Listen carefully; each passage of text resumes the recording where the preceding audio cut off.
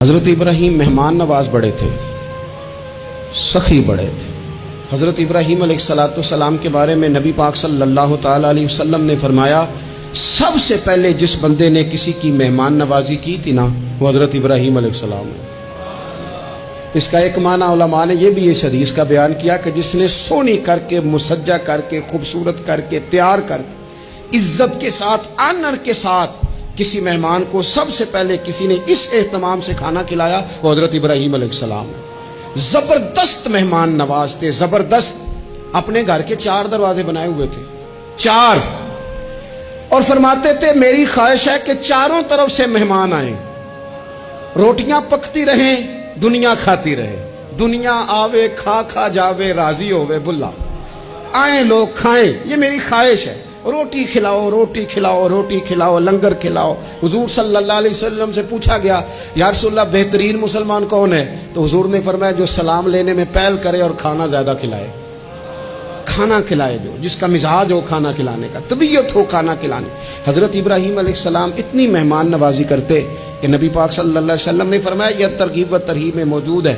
حضور علیہ السلام نے فرمایا کہ اللہ تعالیٰ نے حضرت ابراہیم علیہ السلام سے ایک دفعہ فرمایا، ابراہیم یہ جو آپ کو اپنا خلیل بنایا ہے نا، یہ اس لیے بنایا ہے کہ آپ کے دل مخلوق کے حق میں بڑے نرم ہیں، آپ مہمان نوازی بڑی کرتے ہیں، اور کبھی کبھی مشکل حالات ہوتے ہیں نا، ٹف حالات، ان میں بھی مہمان نوازی کرتے، ان میں بھی پانی پلاتے، کھانا کھلاتے، لوگوں کو اس دور کی ضروریات کے مطابق لوگوں کو دیکھتے۔ ہمارے نا پورا باب ہے حدیث پاک میں، بخاری مسلم میں، کہ بندہ ہمیشہ دل کا غنی ہوتا ہے۔ دلوں میں کبھی گنجائش بن جائے نا، دلوں میں، تو جیبوں میں بھی اللہ بنا ہی دیتا ہے۔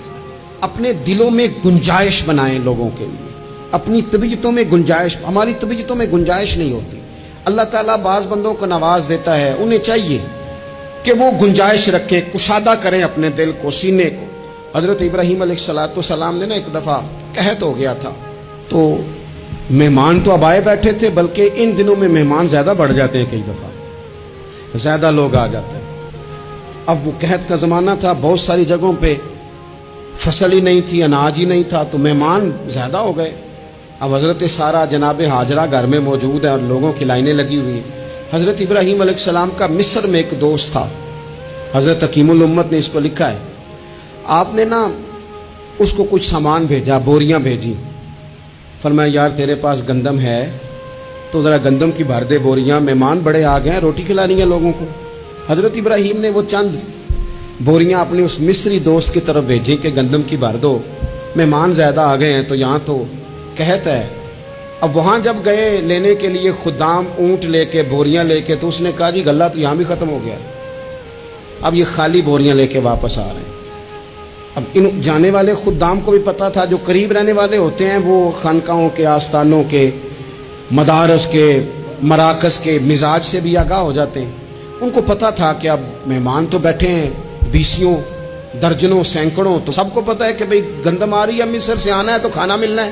اب بوریاں جب خالی آئیں گی تو بڑا مسئلہ بن جائے گا، ان کے تو دل کمزور پڑ جائیں گے۔ انہوں نے کہا کہ تسلی دیتے ہیں، ان کو تسلی دیتے ہیں۔ رستے میں نا کچھ ریت بوریوں میں بھر لی تاکہ فوری طور پہ دیکھنے والے پریشان نہ ہوں، ریت بھر کے لے جاتے ہیں اور پھر جا کے آرام سے رکھ دیں گے۔ پھر حضرت ابراہیم سے گزارش کریں گے، غلہ نہیں ملا، وہ ایک خوبصورت سا آواز کریں گے، لوگوں کو دلوں کو تسلی ہو جائے گی، اور پھر اگلا بندوبست کر لیں۔ اب وہ بوریاں ساری کی ساری ریت سے بھری رکھی۔ حضرت مفتی احمد یار خان صاحب رحمۃ اللہ علیہ نے لکھا ہے کہ وہ بوریاں لا کے جب لوگوں نے آتے دیکھی بوریاں، تو طبیعت لوگوں کی، کئی دنوں کا کھانا نہیں کھایا تھا، حشاش بشاش ہو گئی، بچے، بوڑھے، بیمار، سبھی کے دل تسلی میں آ گئے کہ آج کھانا ملے گا۔ بوریاں ایک کونے میں رکھ دیں۔ حضرت ابراہیم آرام فرما تھے کہیں، یا کسی ذکر و فکر کی مصروفیت میں مشغول تھے، ظاہراً انہیں بتایا نہ گیا۔ اب وہ جہاں گندم رکھی جاتی تھی وہاں جا کے وہ ریت کی بوریاں رکھ دیں۔ وہ خدام وہاں سے ہٹ گئے چونکہ وہ گھر کا حصہ تھا۔ اب جناب ہاجرہ حضرت سارہ اٹھیں، ریت والی بوریاں جب کھولیں تو بہترین گندم نکلی اندر سے۔ اللہ تعالیٰ جب رزق دیتا ہے تو پھر بغیر، اور واللہ خیر الرازقین، بہترین رزق دینے والا اللہ ہے، سب سے بہتر رزق دینے والا۔ وہ کھولا ان کو، بہترین گندم نکلی. انہوں نے فوراً کنیزیں جو تھیں ان کو بلایا, گندم پیس لی گئی. اسی وقت کھانا پکنے لگا. حضرت ابراہیم تشریف لائے, کھانا چل رہا ہے, لوگ لنگر کھا رہے ہیں. اب وہ خدام بھی پریشان تھے کہ بھی ہم تو لائے تھے ریت, یہ گندم کیسے آ گئی. حضرت سارہ اور جناب ہاجرہ قریب آئیں تو خواتین بعض اوقات گھر والوں کو گائیڈ کرتی ہیں کہ یہ والی سبزی بڑی اچھی تھی, یہ والے چاول بڑے اچھے ہیں, یہ جو گندم آپ لائیں یہ بڑی اچھی ہے.